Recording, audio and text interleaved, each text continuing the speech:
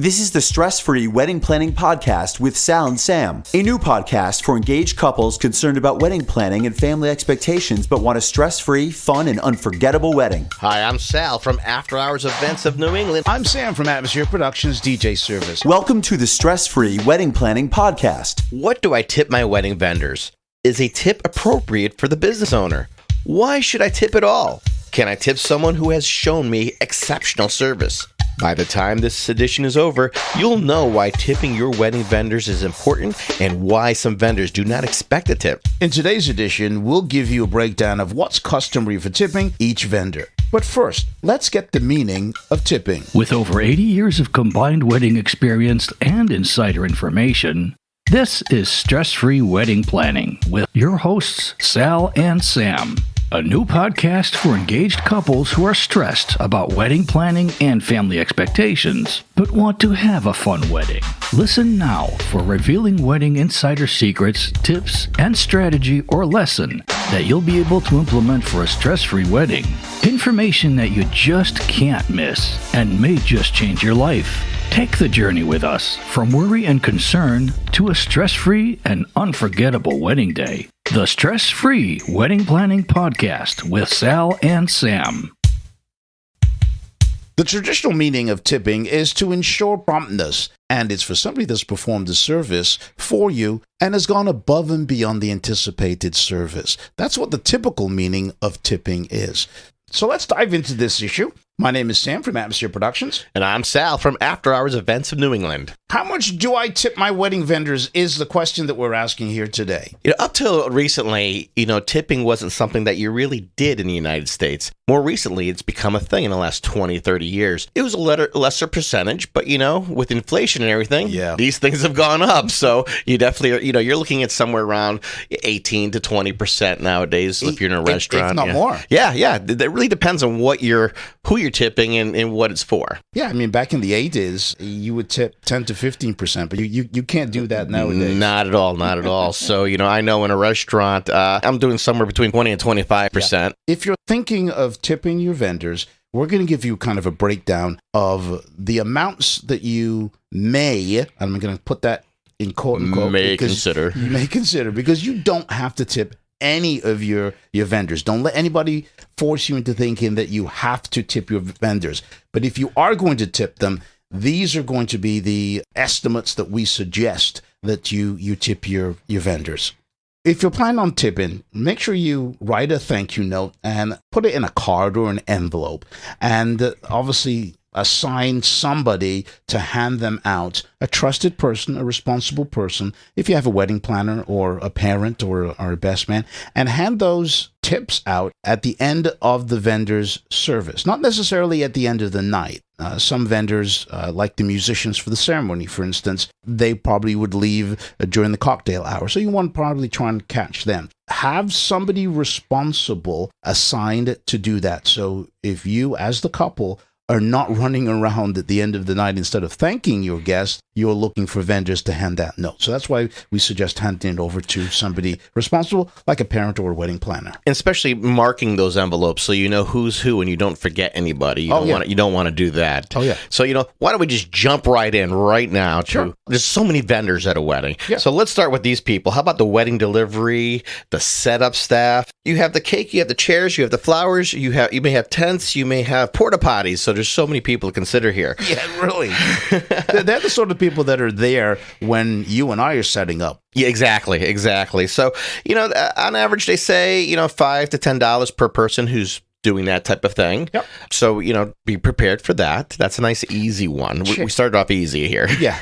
Chairs are very hard to set up. I know people think that it's easy. Let's just set up, 120 chairs. But you try doing that by yourself. And lining it up just right. And then putting chair covers on them, and then putting programs down.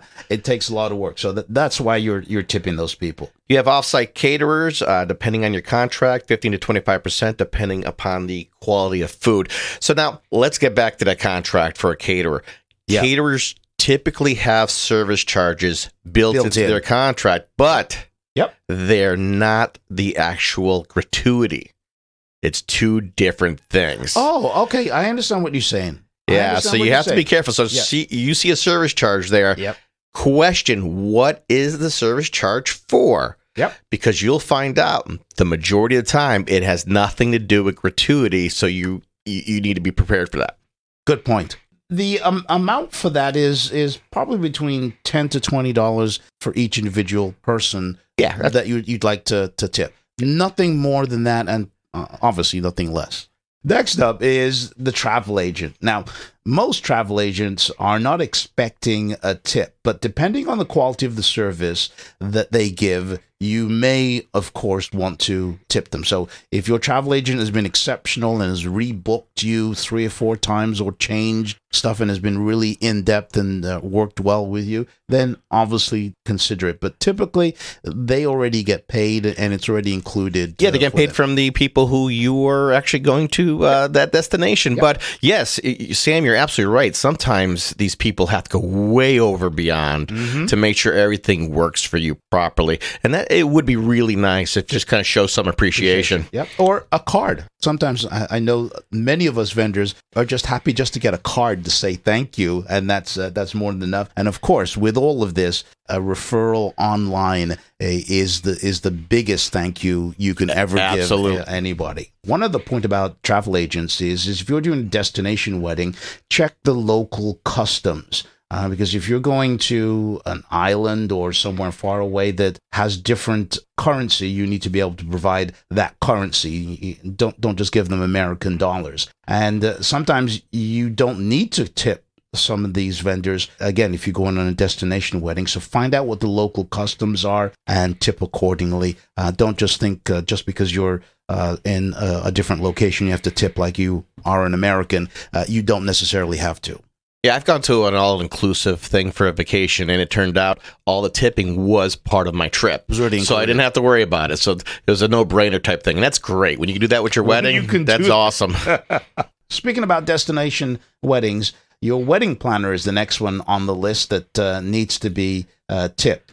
Typically, again, they don't expect a tip, but if yours does a great job, obviously include them in the tipping there. Again, I've spoken to wedding planners and they've said that sometimes just a bouquet of flowers or a box of chocolates or a gift card out to dinner is sufficient as well. So you make the judgment on that and what you're going to show for your appreciation. And something else that's very helpful for a person like that is to be able to show future customers how they helped you. So if you could get photos and things of that nature that they could post up in their office or even on their website, that is it's worth so much. Yeah. It really is. The standard for that is 10 to 20%, up to $500, or as we mentioned, a nice gift. Wedding planners are so important.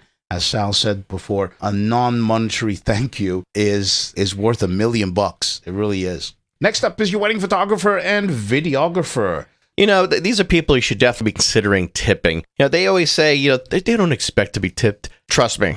Trust me, that's not really true, okay? These are people who are working with you for many hours. Yep. There's way before the wedding even happens and to late into the wedding itself. These are people who could be spending 10 hours with you. They could be spending 16 hours with you. Yeah, so you need to consider these things, and showing some appreciation makes them go a little farther and really kind of reach to do more for you. Yep. Make sure you feed your photographer and videographer as well, because a well-fed photographer and video will do just about anything for you. Amazing how that works. It's even better sometimes. But, because they're spending so much time with you, feeding them is going to keep them going. Absolutely.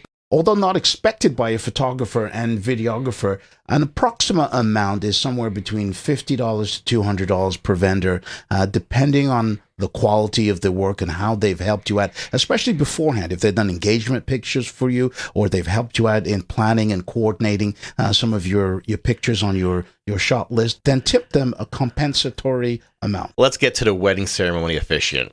Okay, so if your officiant is someone who's affiliated with a church, sometimes they can't really accept a tip. Yep. But they can take a donation. So if you write the check out to the church or the synagogue or whatever it may be, you could definitely do that. Yep. It's appropriate to tip your wedding officiant. They are putting in time and trying to create that special ceremony for you. So don't be afraid to show them a little something. So the amounts that's suggested is for a institution, a church or a synagogue, something like that, $100 to $500. And if you're an officiant is doing an on-site event, so that means they came to the facility and you did an outdoor ceremony, or you got married in a park or something, and the officiant had to drive to you, you should definitely tip them for that, depending on how far they traveled and how much they helped you with the ceremony, anywhere from $50 to $100. That's the suggested amount. Okay, so also that I want to hit real quick too is when you're doing it at a church or maybe even a synagogue, sometimes there's a fee already in there. Included. Okay, so if that's there, they typically don't call it a fee; they call it a contribution, Or donation. or a donation. Yep. So you're off the hook at that point if that's what's happening. Right. And before we take a break, let's do the limo. The limo. Plan on tipping your limo anywhere to 15 to 20%. Now, again, as Sal mentioned before, that may already be included in your contract, but tipping the driver is important, especially if he or she has done an exceptional job navigating the streets of the neighborhood that you have to go to. Amongst other things they have to take care of. But talking to many limo drivers, normally there is no tip included in the contract. So it's always good to throw some cash towards that driver who's really done a lot for you. Always. So we're going to take a break and we'll come back and we'll talk about your hair and makeup, wedding musicians. We'll also discuss your seamstress, wedding reception staff, and the entertainment, DJ, band, etc. All coming up next. You're listening to the Stress Free Wedding Planning Podcast. Wedding Tip Wednesday is brought to you by Emerge Cosmetics. Are you ready to emerge? A new line of luxurious lipsticks and lip glosses created with the intention of empowerment and coming into who you truly are. Strong, beautiful, and confident. Use coupon code EBI10 at shopemergecosmetics.com for an instant 10% discount. That's coupon code EBI10 for 10% discount at shopemergecosmetics.com. Emerge as the true you. On today's Wedding Tip Wednesday, first dance. Do your first dance before dinner, typically right after the introductions. Now, everyone in the wedding party is still on their best behavior, and it's easy to round everybody up for those special moments. So another great thing about having your first dance so early, you're all dressed up just the way you want to. You look great. Makeup doesn't have to be played with you do after dinner. You got to take care of the lipstick and all that good stuff. Redress the groom sometimes, So it's better to do it earlier than later. And also, some couples are nervous. They want to get it over and done with. So doing your first dance up front is sometimes the best option. But you get to choose. And then you get to breathe afterwards. You're like, yes, that's over. Remember, it's your day. Your way. Wedding Tip Wednesday is available on the Stress Free Wedding Planning Facebook group page every Wednesday. Join the group for free. You're not the same as the person next to you. You dress to reflect your personality. You enjoy customizing your drink at the coffee shop. Even your pet's collars match at least 2 pairs of your pants. It's only natural that your wedding would showcase your unique touch. After Hours Events of New England gets this. They like to give their clients full artistic control. If you find yourself lost, their team of event specialists can help. They handle everything from DJs, photo booths, event lighting, photography, videography, even officiants. Give them a visit on the web and call today. Let's get planning. After Hours Events of New England. After Hours Events of NE.com. Don't forget to like and follow on Facebook, Instagram, TikTok, and be sure to subscribe to their YouTube channel, all at After Hours Events of NE. That's After Hours Events of NE. Don't know what to do for your first dance? Is your future spouse having trouble picking a song to dance with their parent? Worry no more. I have the answer. Go to afterhoursevents.com/contact guest. That is CONTACTGUEST. And you'll be able to listen to hours of music to help you select the right songs for your upcoming wedding. Again, go to afterhoursevents.com/contact guest. Do you want access to a stress-free wedding planning process? Then go to our website, allthews.atmosphere-productions.com, and get my free report. 8 questions you must ask a wedding professional before booking them. Get it today. That's allthews.atmosphere-productions.com. Look for the free report and learn to shop like a pro from a pro. and go from concern and worry to stress-free wedding planning. When your wedding entertainment has to have amazing music, be fun, organized, and professional, your choice has to be Atmosphere Productions. DJs, live musicians, custom lighting, and photo booths. As seen on the TLC TV series 4 Weddings, winner of the Wedding Wire Couples Choice Award and DJ Times DJ of the Month. Experience the difference. www.atmosphere-productions.com. That's www.atmosphere-productions.com. Happy holidays to you and yours. This holiday season, we'd like to thank everyone, especially our listeners who continue to support the Stress-Free Wedding Planning Podcast. You are the foundation of what we do each and every week. We'd also like to thank our sponsors for their continuing support. No matter how you celebrate this holiday season, we offer you love, peace, joy, and our best wishes. We want it to be filled with good health, happiness, and spectacular success. Listen in the new year, tell a friend, share our tips and suggestions, and join us in the stress-free wedding planning community, because we'll have awesome new additions, features, and special guests. Check us out on social media by using our hashtag Stress-Free Wedding Planning Podcast. Happy holidays! Everyone is talking about the DJ Pauly Show on YouShook.com. Hi everyone, this is Keith Urban, and you're listening to the #1 DJ on the planet, DJ Pauly. What's going on, everybody? This is Charles. Hillary. And Dave. And we are Lady Antebellum. And you're listening to the #1 DJ on the internet. It's DJ Pauly, y'all. Hey y'all, I'm Kelsey Ballerini, and you're listening to the #1 DJ on the internet. It's DJ Pauly, y'all. The DJ Pauly Show on YouShook.com. We dare to be different. Join us and see for yourselves. You're listening to the Stress-Free Wedding Planning Podcast. Welcome back to the Stress-Free Wedding Planning Podcast, where we just went over about tipping off-site caterers, travel agents, wedding planners, photographers and videographers, and wedding officiants. Now we're up to hair and makeup. That's HAMU. That's the acronym for that. I love that acronym. HAMU. You've got to tip these folks because, especially if your wedding is in the morning, they're up so early getting your hair and makeup done. They definitely need to be tipped. So do not forget tipping. Between 15 and 25% is the average, but consider doing a little extra, especially if they have to do a lot of ladies or men. We do that now. Also, remember, this is just a little side tip. If you're doing hair and makeup, make sure that if you are the bride or the couple, make sure that you're not the last couple to be done for the hair and makeup, because you don't want to be running late. Everybody else is running late, and then finally you get to the bride or couple and you've only got 10 minutes to do them. You need to have someone designated specifically a hair, makeup, especially for the bride or for the couple. You need to do that especially so that they're not distracted. Yeah, plan it with your photographer, and when your pictures are going to be taken with full makeup. So you want to be one of the first maybe to be done. So you could also relax too. Yep. Talk with the girls while they're getting their makeup and trying to just kind of calm the nerves. Right. Little side tip there for you. Next up is the wedding musicians. We kind of touched this a little bit because they're typically, with the delivery and setup people, they're one of the first vendors to leave after everything is all set up. So they're going to do the ceremony and then they're going to leave. They're not going to hang around for the cocktail hour, have drinks with you, and then have dinner. Most wedding musicians have other things that they have to do. So you probably want to tip if it's a solo church organist. Again, it may be a donation that you give to the organization, or if it's an on-site ceremony musician that you paid to come, again, figure out if they had to travel a long distance, then, tip accordingly. 25 to 50 per musician is the suggested amount. Again, always read your contracts just in case it's already in there. Next up is your seamstress, or the person doing your suit alterations. Again, they don't necessarily have to be tipped, but if they have to do things last minute to your dress, or you found this person in an emergency and they were able to fix something for you, it's a nice gesture.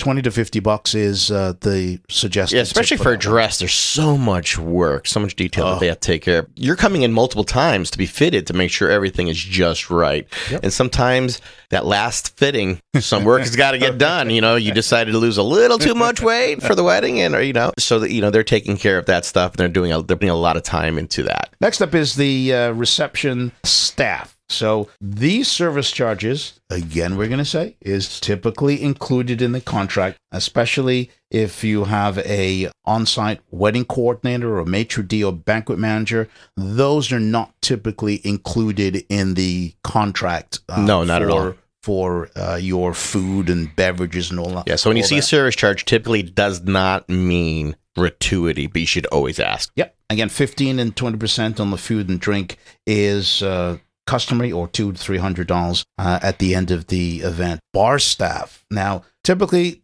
there's a tip jar that they put out there at some weddings, and I hate to see that at a wedding when the bartender puts out a tip jar. I would recommend everybody tell your facility that if they're going to put out a tip jar, don't do it. You can tip them later. You don't have to have your guests tipping. So what I'm finding more and more is someone will put a tip on the bar for the bartender to kind of slide off. Yes. So it's not up there. With technology nowadays and people not really carrying cash, what I'm finding is QR codes to be able to tip that bartender. Now, I'm just going to come out and say it. Bartenders are the one who always gets screwed at a wedding. And let me tell you why. Why? So people are tipping less and less when it comes to the bartender. This is not always true, but true many times. I talked to many bartenders, and they found that their tips are going down and down and down because people think, well, these guys are getting paid to be here. What you don't understand is they're not getting paid the same rate as others are getting paid. It's much less because tipping supposedly takes care of all that. And if you're not tipping them, they are not making the money. And this is why many times you don't see the same bartender at a facility for too long because they're just not making the money. So very important. So even the couple, hand them some extra cash at the end of the night, show your appreciation. They're working really hard and they're dealing with a lot of your drunk relatives. So there's a lot going on there. So yeah, they typically deserve a really good tip. So now it's the entertainment band or DJ. It's us. Now, jokingly, I should say, you tip your entertainment, your DJ the most. because they... But I'm only kidding. No, he's not. Typically, with me, because I own the business, I don't expect a tip, but a tip is always appreciated and will be accepted. Oh, most definitely will be accepted. The owner typically is going over and beyond for you. And I know a lot of people are like, well, he makes the most money. And that's not always true. Sometimes when you're the owner, you're making a little less on each event because of other expenses. Yeah, it's always appreciated. And you'll find that normally the owner will go over and beyond for you compared to anybody else. I always do that with my clients. Of course, if you're having a band, then it's customary to tip $25 to $35 per musician, and the customary tip for a DJ is anywhere from $100 to $250 for a DJ. And typically, most DJs have an assistant now with them as well. Feel free to tip accordingly. Once again, if a person has rendered service above and beyond what you've expected, then certainly give them a tip.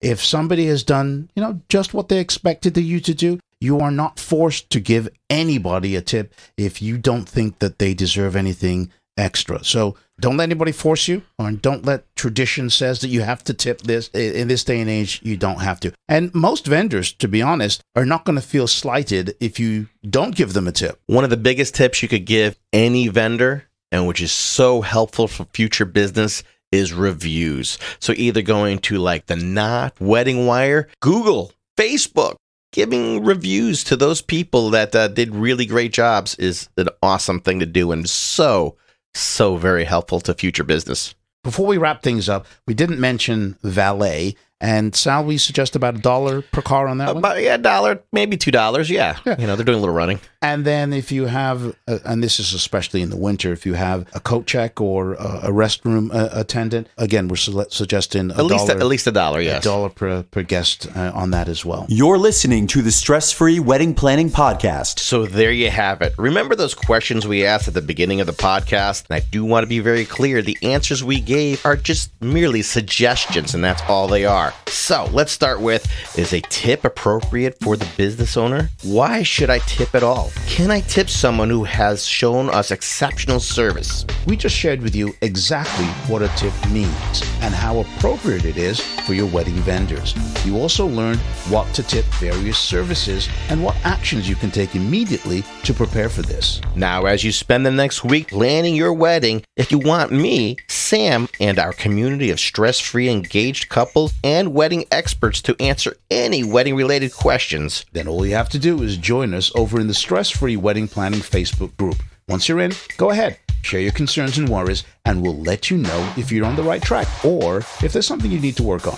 The link to join us is in the show notes of this edition, or go to Facebook and search for the Stress-Free Wedding Planning Community. The Stress-Free Wedding Planning Podcast is produced and copyrighted by Atmosphere Productions in association with After Hours Events of New England.